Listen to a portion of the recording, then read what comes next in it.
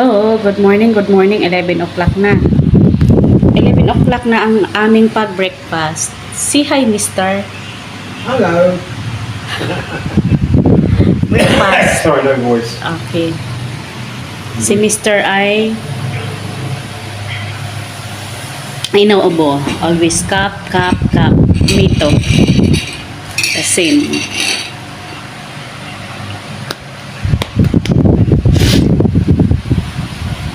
Bumabalik ang Inday.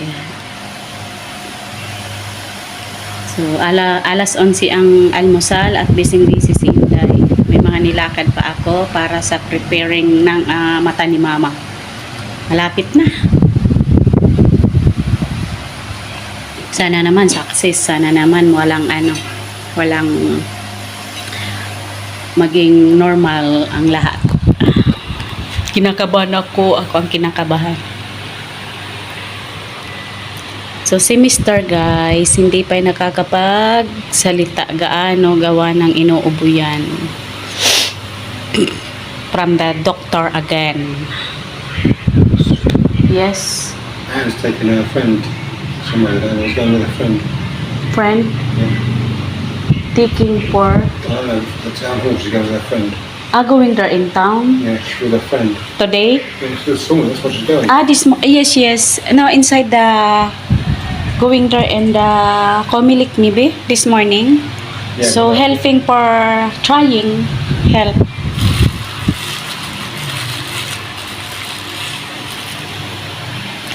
Mahirap magsalita pero kinakaya. Kayang-kaya yan. I think I've got an whole class to talk about it, mate. Book the 4 nights instead of 3.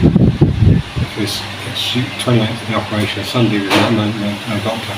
Monday she'll be going back for check-up. Got to travel on the 1st. Yes. So when going there? Friday.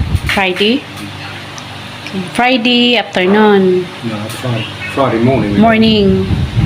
Then, yes, because before going,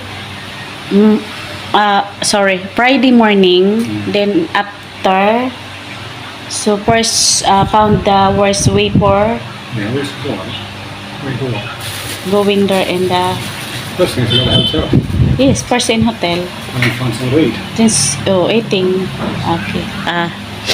Nako, nag-usap na naman ang mga mga shimay-shimay magsalita. Eye contact. Kasi, I'll finish. okay, it's okay. Kasi Friday, nakabook na kaming hotel papuntang Legazpi. Pagdating namin doon, nahanapin pa namin yon at maghahanap nung tawag nito, nung daan papuntang Legazpi Eye Center. Kung malapit ba doon sa binook naming hotel. Kasi guys, hindi biro ang gagawin sa mata ni Mama. Isang mata na lang yon, glaucoma at catarata. Diba? So, ngayon nagpagawa na akong clearance. Galing na ako sa doktor niya dito sa Baga. So, nagtanong-tanong na ako kung okay lang na ganun kasi nagpagawa akong ng clearance. Ang nakalagay doon is general anesthesia. Tinanong ko kung hindi ba delikado sa kondisyon ni Mama yung general anesthesia. So, sabi ni doktor, hindi naman kasi na siya, 2 months na siyang naggagamot. And parang eye drop lang yung anesthesiang igagamitin, pakakaalam niya daw. Sabi ko nga, hindi ba yan? Kala ko, Dok, ituturok yun. Ay, hindi. Eye drop lang. So, ngayon, yun ang pakakaalam ni doktor dito, doktor ni Mama. Ngayon, pagdating doon, itatanong pa din namin. Kasi nga, alam naman yung kaso ni Mama dito, yung health niya dito. Ay nung doktor doon kasi sinabi namin lahat na nagme-maintenance siya ngayon ng gamot. So ngayon, tatanong namin doon kung okay lang kasi nga lalagyan ng tube yung mata niya para yung sticky fluid niya lumabas kasi sobrang dami na. Yung tube na yun para yun sa glaucoma niya. Yung sticky fluid niya sa mata. Yun ang nakapamahal kasi. Yung kung katarata lang, hindi gaanong mahal yun. Dalawang proseso. Sana maging success. Sige daw guys, panonood. God bless all. See you in tomorrow. Thank you.